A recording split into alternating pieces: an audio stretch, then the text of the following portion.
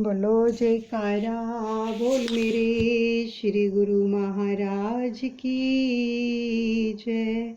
श्री परमहंस दयाल जी महाराज की जय। अपनी सुरती को एकाग्र करेंगे, आंखें बंद करके चित्त वृत्तियों को एकाग्र करके हर श्वास के साथ सुमिरन को जोड़ देंगे और दादा गुरु महाराज जी की गोद में बैठ जाएंगे और उनका आवाहन करेंगे। दादा गुरु मेरे दादा गुरु जी आ जाओ, मेरे प्राण प्यारे आ जाओ, सुंदर दर्श दिखा जाओ, हारा वाले आ जाओ, मैं बाट निहारूं आ जाओ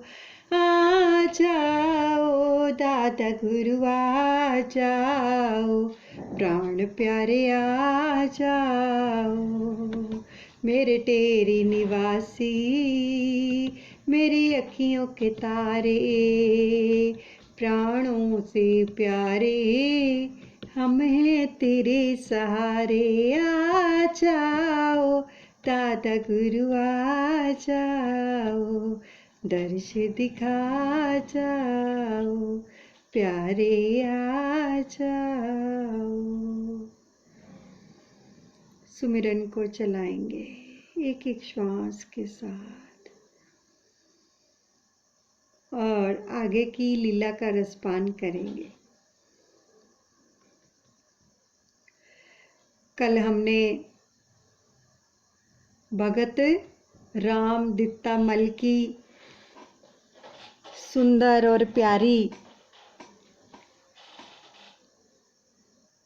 दादा गुरु महाराज जी के आशीर्वाद से ये लीला श्रवण कर रहे थे कि उनमें कितनी भक्ति थी और किस प्रकार से वो अपनी जो कमाई करता था उसका सदुपयोग करता था और उसमें से गरीबों की भी सहायता करता था। जितना कुछ बच्चों के लिए करने के बाद अपने घर का पालन पोषण जो बच जाता था धन, उनसे सेवा भी करता था, यानी दसवंध भी निकालता था और गरीब लोगों की सहायता भी करता था। बच्चों के लालन पालन में कुछ घर का खर्च चलाता था, कुछ मदद गरीबों की करता, सेवा का लाभ उठाता था। थोड़ी बहुत जो कमाई करते थे वो उससे बच्चों के आवश्यक लालन पालन में घर का खर्च भी चलाते थे और कुछ कमाई गरीबों में बांट दिया करते थे, यानी गरीब लोगों की भी खिदमत करते थे, सहायता करते थे। बहुत ही सुंदर ये वचन आ रही हैं। ऐसे प्रेमियों के ऊपर ही तो कृपा बरसती है कि जो कुछ ना कुछ करते हैं सेवा के लिए अपने ही धन से निकाल कर। ये नहीं कि आप बहुत सारे लोगों की करो, चाहे एक पर्सन की ही करो, लेकिन करो अपनी कमाई में से। तो कुछ कमाई गरीबों में बांट दिया करते थे। इस प्रकार ये पूरी तरह सेवा भाव से जीवन व्यतीत कर रहे थे। गाड़ी कपास की भरी करके जब चला तो राते अंधेरी थी, निद्रा ने उसको घेर लिया, गाड़ी चलने की देरी थी। यही परोपकारी प्रेमी भगत श्री राम दित्ता मल जी एक दिन बैलगाड़ी कपास से भरकर मंडी में बेचने के लिए चल पड़े और रात्रि का सफ़र था। रात को घर से निकले हैं मंडी में बेचने के लिए बैलगाड़ी पर, तो रात्रि का सफ़र था, रात भी अंधेरी थी। तो थोड़ी दूर गाड़ी चलने के बाद ठंडी ठंडी हवा चलने लगी। ठीक है, लगने लगी शरीर को ठंडी ठंडी हवा। अब थके मांदे भगत को नींद आ गई। बड़े प्यार से सुनना, दादा गुरु महाराज जी के गोद में बैठे हुए हैं और आनंद ले रहे हैं लीलाओं का। जा रहे थे मंडी भावल दीन, चोरों ने अचानक घेर लिया। ये जो मंडी भावलदीन है ना, ये चकोड़ी संत आश्रम के नज़दीक है। बैलों की रस्सी को पकड़ा और गाड़ी का रुख फेर दिया। भगत राज श्री राम दित्तामल जी की कपास की गाड़ी कुठियाला गांव से मंडी भावलदीन को आ रही थी, तो अचानक ही रास्ते में उनको चोर डाकुओं ने घेर लिया। अब ये भगत नींद में सोए रहे। डाकुओं ने बैलों की रस्सी पकड़कर गाड़ी का रुख दूसरी तरफ फेर दिया, क्योंकि भगत जी को नींद आ गई थी, वो सो रहे थे। तब भगत पुकारा श्री सत्य गुरु जी, ये सच है या कोई सपना है। जा रही है गाड़ी इधर किधर, ये तो सब आपका अपना है।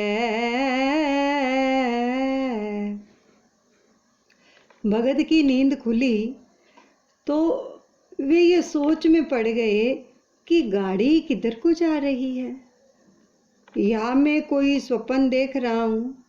उन्होंने देखा कि मेरी गाड़ी को तो कोई और ही ले जा रहा है, तो जोर जोर से सतगुरु सतगुरु कहकर चिल्लाए। जैसे कभी बच्चे को डर लग जाए, नींद में कोई सपना देख लेता है, जब ऐसे भी डर लगे तो माँ को पुकारता है ना, तो माँ दौड़ी चली आती है। ऐसे ही जब प्रेमी के ऊपर कोई भी विपदा आन पड़ती है, उसको किसी भी प्रकार से हेल्प की ज़रूरत पड़ती है, सहायता की ज़रूरत पड़ती, तो वो किसको पुकारता है? अपने सतगुरु को।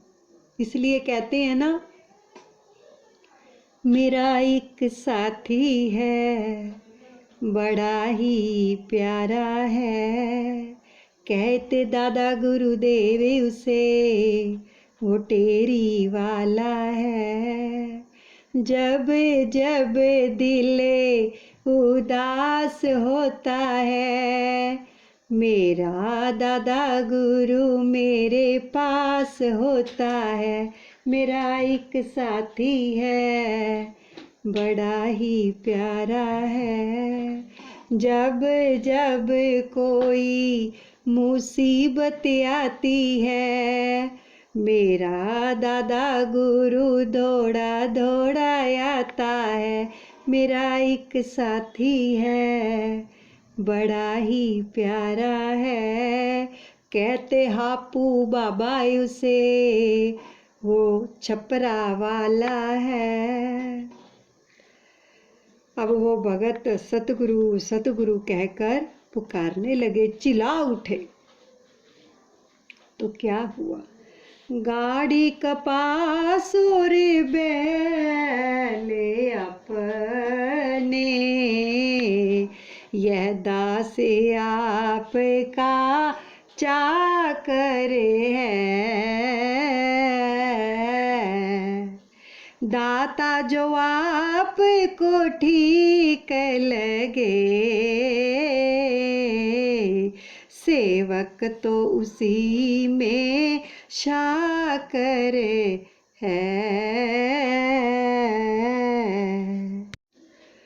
तो भगत ने अपने मालिक को पुकार पुकार कर कहा कि हे दाता दीनदयाल जी, यह तो सब कुछ आप ही का है, मैं तो आपका नौकर हूँ, और क्या गाड़ी, क्या कपास और क्या बैल, मेरा तो कुछ भी नहीं है। हे भगवान, जो आपको ठीक लगे वही कीजिए, राजी हूँ मैं उसी में जिसमें तेरी रजा है। सेवक की रक्षा करने को सरपट घोड़ा दौड़ाते हैं। पुकारा ना उसने। तो श्री गुरु महाराज जी घोड़े पर ही सवार होकर जाया करते थे हर जगह, नीले घोड़े पर। झट थानेदार का रूप धारे, सतगुरु स्वामी आ जाते हैं। जब भी कोई किसी भी प्रकार की सहायता की जरूरत पड़े तो पुकारा करो, इसी प्रकार पुकारा करो जैसे इस भगत ने पुकारा। झट से आ जाते हैं प्रभु। अंतर्यामी प्रभु भगत की सच्ची पुकार को सुनकर रह नहीं सके। सेवक की रक्षा करने के लिए श्री सतगुरुदेव थानेदार के रूप में सरपट घोड़ा दौड़ाते हुए झट से बैलगाड़ी के आगे जाकर खड़े हो गए। बोलो जयकारा बोल मेरे श्री गुरु महाराज की जय, दादा गुरुदेव भगवान की जय। घोड़े की टाप को सुनते ही वह चोर डाकू सब भाग गए, लेकिन जब थानेदार मिले तो भाग भगत के जाग गए।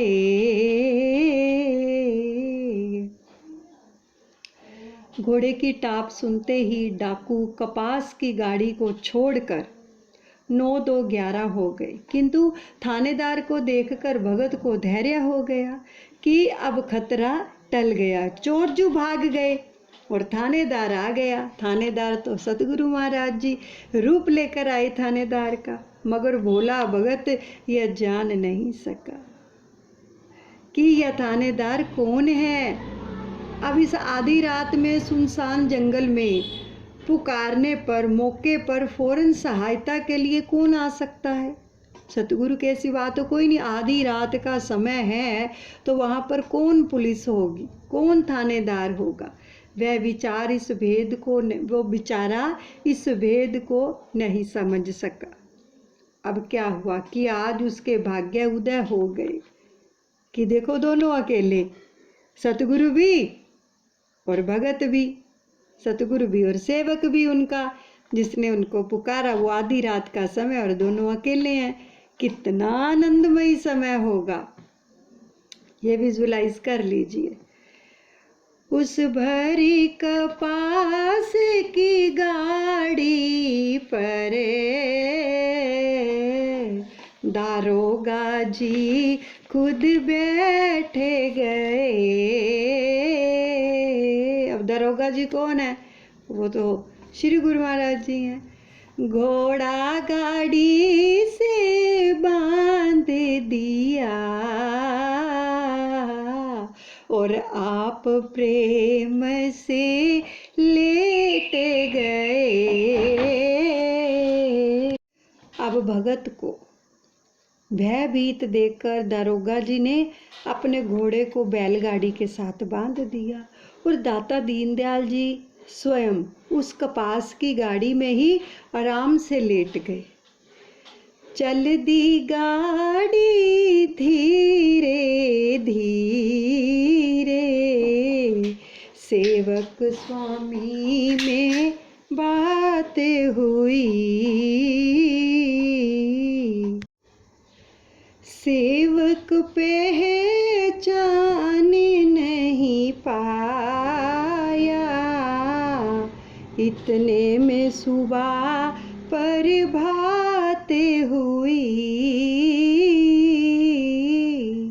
घोर अंधकार में आधी रात के समय धीरे धीरे बैलगाड़ी चली जा रही थी।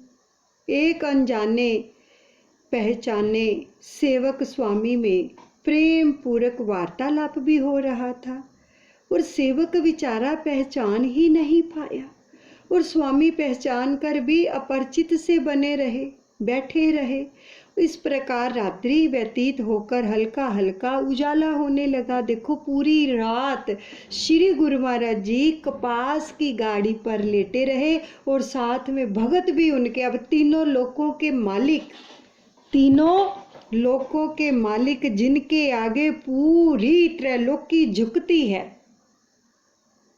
जो तीनों लोकों के मालिक हैं, वो कहाँ पर लेटे हैं? एक कपास की गाड़ी पर, बैलगाड़ी के ऊपर। और वो भगत भी उसी गाड़ी के ऊपर बैठा हुआ, बैलगाड़ी के ऊपर उसके साथ ही लेट गए, और दोनों सेवक और स्वामी बात कर रहे हैं। तो देखो, भगवान कभी भी हिचकिचाते हैं कि मैं तीनों लोकों का मालिक हूँ, मैं बैलगाड़ी पर क्यों बैठूं इस भगत के साथ, वो भी इस भगत के साथ। देखो, तिल भर भी सतगुरु के मन के अंदर ये बात नहीं आती है कि मैं तीनों लोकों का मालिक हूँ और ये मेरे साथ बैठा है। तो सच बताओ, वो कितने दयालु हैं, कितने दयालु हैं कि नहीं? जो इतना सा भी संकोच नहीं करते हैं। अब क्या हुआ? हल्का हल्का उजाला होने लगा। सेवक था बेचारा थका हुआ, बातें करता सो जाता है। जब आँख खुली तो अपने को अपनी मंजिल पर पाता है। सीधे सीधे भोले भाले भगत के कानों में धीमी मधुर आवाज पहुंचने की देरी थी कि थका मांदा बेचारा फिर से सो गया।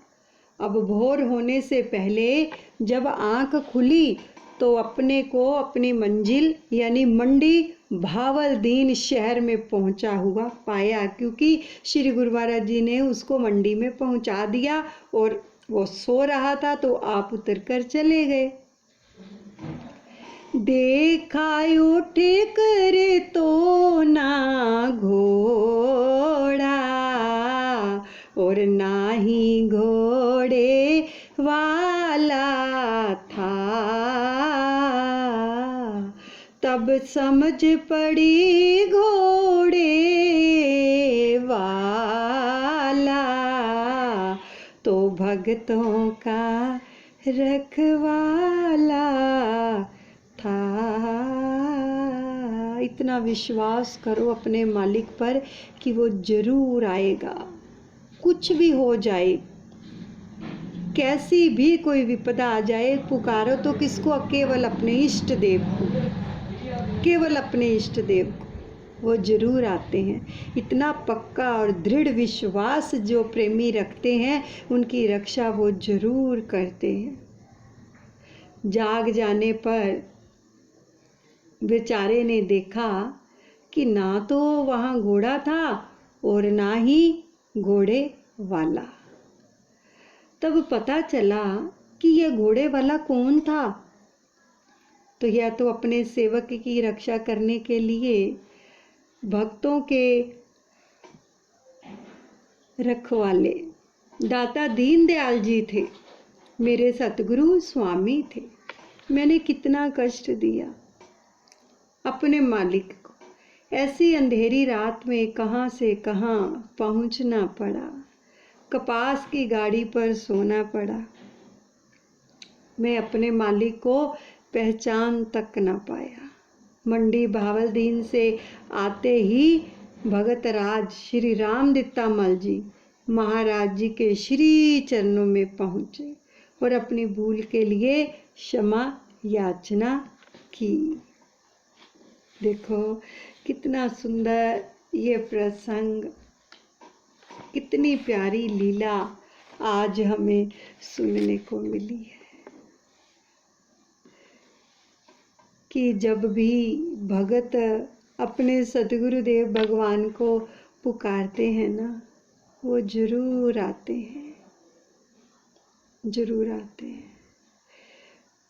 तो अपने सतगुरु को पल पल पुकारते रहा करो, पल पल, ताकि वो हमारे साथ ही रहें, हमसे दूर ना जाएं।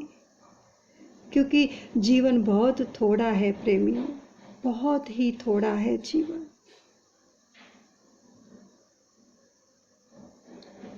पता नहीं कब इस शरीर से प्राण पंखेरु उड़ जाने हैं।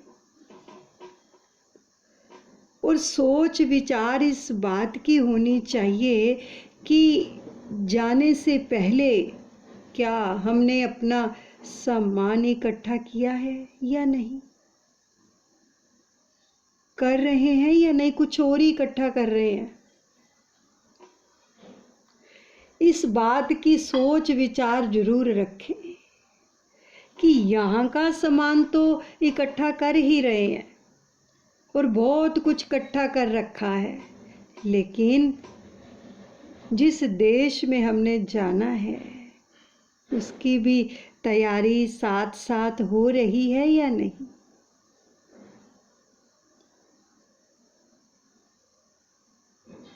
उसकी भी तैयारी करनी है हमें। अगर वो तैयारी करनी है तो कुछ ऐसी बातें हैं जिनकी ओर हमें ध्यान नहीं देना, तभी तैयारी हो पाएगी, तभी सामान इकट्ठा हो पाएगा। लेकिन तैयारी तो रोज करते हैं, फेल हो जाते हैं रोज ही। वो कैसे? तैयारी रोज करते हैं, है ना, लेकिन साथ में परहेज नहीं करते तो उसमें फेल हो जाते, यानी सामान हम इकट्ठा नहीं कर पाते। यानी सुबह सुमरन पर बैठे, श्री आरती पूजा की, भजन ध्यान किया, सत्संग भी सुना, इतना कुछ, इतनी तैयारी करने के बाद, ये धन इकट्ठा करने के बाद, जब हमारे द्वारा किसी भी प्रकार से किसी को आहत होती है, हमारे विचारों से, हमारी वाणी से या हमारे व्यवहार से, तो समझो जो सामान इकट्ठा किया था वो झोला खाली हो गया। क्योंकि ये रूहानियत का सामान इकट्ठा ऐसे नहीं होता। हम तो सोच रहे हैं कि हमें तो बड़े साल हो गए हैं नामदान लिए हुए, तो हम रोज भजन पर भी बैठते हैं, नियम भी निभाते हैं, सब कुछ करते हैं, अब तो बहुत सारा धन इकट्ठा हो गया होगा। लेकिन इस चीज़ के बारे में कभी नहीं सोचा कि हमसे गलतियां कितनी होती हैं, कितने लोगों को हम आहत करते हैं अपने इन 3 चीज़ों से, विचार, वाणी और व्यवहार से। तो वो धन जमा कैसे हो पाएगा?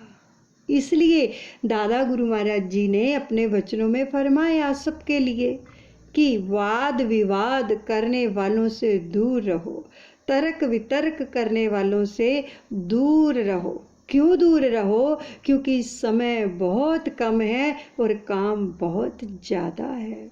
उन्होंने अपने प्रेमियों को यही सिखाया कि मौन रहो।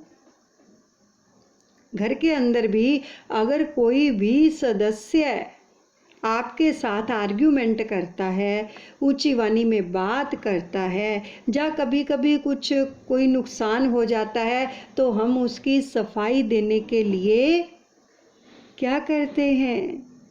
सामने वाले को सफाई देना चाहते हैं और वो मानता नहीं है, तो क्या होता है, झगड़ा बढ़ जाता है, वाद विवाद खड़ा हो जाता है, तर्क वितर्क इतना बढ़ जाता है कि जो धन इकट्ठा किया होता है वहीं पर समाप्त हो जाता है। तो दादा गुरु महाराज जी के वचनों को हमने पकड़ना है, मौन रहना है, मौन रहकर नाम जपना है।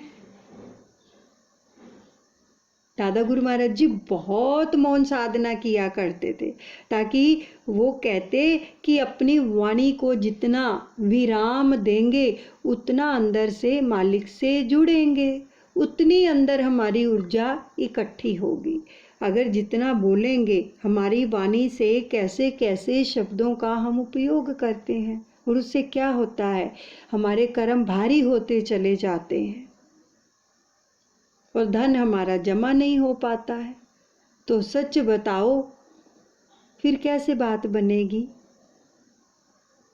इसलिए सत्संग में आते हैं, लेकिन जो सत्संग के अंदर बताया जाता है उस पर मनन करना है, गौर करना है, सतगुरु के वचनों को पकड़ना है।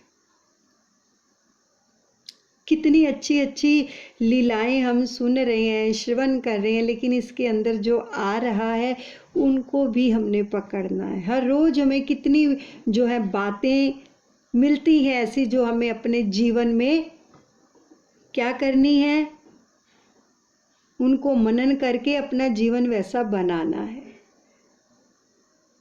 ताकि हमें सतगुरु का प्रेम मिले। और जब सतगुरु का प्रेम मिल जाएगा तब किसी भी चीज़ की ज़रूरत नहीं रह जाएगी। क्योंकि आज का जो समय है ना, वो क्या है कि सबके अंदर सहनशीलता बहुत कम है, वाद विवाद में ज़्यादा पड़ जाते हैं। तो निवेदन है कि घर के अंदर भी सुख शांति बनाए रखें। एक आदमी बोलता है, दूसरा चुप कर जाए और सिमरन करे और सामने वाले के लिए दुआ करे कि प्रभु इसको भी सहनशीलता दो। अगर हम बोलते हैं तो कर्म भारी होते हैं, लेकिन प्रेमी बोलते नहीं है। देखो मीरा जी के जीवन में कितना कुछ हुआ, वो बोली, रिप्लाई ही नहीं दिया। उनको तो मारने के लिए नाग भेजा गया, जहर का प्याला भेजा गया, मारने तक की साजिश की गई, लेकिन उन्होंने कोई रिप्लाई ही नहीं दिया। हमें तो ऐसे कोई मारने की साजिश करे तो हम पता नहीं क्या क्या कर देंगे, हम तो सामने वाले के बोल नहीं सहार सकते हैं। तो ऐसी चीज़ें तो बड़ी दूर की बात है ना। लेकिन जो सतगुरु के प्यारे होते हैं ना, कोई कुछ भी करे वो रिप्लाई नहीं देते, फिर मालिक अपने आप देखते हैं। देखा ना श्री कृष्ण ने, फिर जहर का प्याला क्या बन गया, अमृत बन गया, नाग से नारायण बन गए। और अंत में रिजल्ट क्या हुआ, इन चीज़ों का चुप रहने का, भजन करने का, सिमरन करने का क्या रिजल्ट हुआ, क्या मालिक से जा मिली। अच्छा, भगवान कहते हैं कि जब आपके साथ कोई झगड़ा करता है ना, तो मैं एक मौका देता हूँ आपको। जिसके साथ झगड़ा होता है, मान लो हमारा कोई सगा संबंधी हो, घर के अंदर ही ले लो, पति पत्नी है या कोई भी नज़दीकी रिश्ता है, उसके साथ अगर वाद विवाद हो जाता है तो हमारा दिल दुखता है ना। तब हम क्या करते, तब हमें प्रभु की याद आती है ना, आंखों से आंसू भी बहते हैं ना, फिर जाके उनके चरणों में प्रार्थना भी करते हैं, दिल दुखता है ना। तो प्रभु कहते हैं कि मैं ना अपने भक्तों को ये एक मौका देता हूँ कि जब वो कोई आपसे झगड़ा करता है तो उसके लिए आपके मन में थोड़ा मोह कम करने के लिए मैं आपको अपनी तरफ खींचता हूँ कि ये मेरी तरफ आए। क्योंकि जीवन थोड़ा है, तो वो कुछ कुछ मौके ऐसे भी देते हैं हमें प्रभु, तो जो तो उलझ जाते हैं उन लोगों से, वो प्रभु का दिया हुआ ये जो एक गोल्डन चांस होता है वो गवा देते हैं। लेकिन जो सामने वाले से उलझते नहीं हैं और प्रभु के और नज़दीक हो जाते हैं और उसके लिए भी प्रार्थना करते हैं और नज़दीक हो जाते हैं प्रभु के। देखो, किसी के साथ अगर हमें अंदर से मोह नहीं रहेगा, कर्तव्य तो सबने निभाने हैं, लेकिन अंदर से अगर हम उससे जुड़ जाएंगे, उससे प्रेम करेंगे, तो वो हमारे नज़दीक आएगा। तो समझ लो, अगर हमारे घर के अंदर भी ऐसा कुछ है तो सतगुरु हमें रोज़ रोज़ मौका दे रहे हैं अपने नज़दीक लाने का, कि जब ये अकेला होगा तो इसको मेरी याद आएगी, ये मुझसे जुड़ेगा। लेकिन हम क्या करते हैं, हम प्रभु से जुड़ने की बजाय उससे ही जुड़े रहते हैं, उसके बारे में ही सोचते रहते हैं, इसने मुझे ये क्यों कहा, मैंने सारी ज़िंदगी ये किया इसके लिए, वो किया, इसने मेरे लिए क्या किया। तो वो मौका खो गया। वो तो उस सामने वाले का ध्यान हमारी तरफ से हटा देते हैं जब वो गुस्सा करता है, कुछ भी करता है। अगर हम चुप रह के प्रभु की शरण में चले जाते हैं, उनसे जुड़ जाते हैं, तो उसका भी भला होगा। जब उसके लिए दुआ करेंगे तो उसका भी भला होगा। कहते हैं ना, निंदक नीरे राखिए आंगन कुटी छुआए, बिन साबन पानी बिना निर्मल करत सुभाए। कि निंदा करने वाले को कबीर जी कहते हैं अपने घर आंगन के नज़दीक रखना चाहिए। क्यों?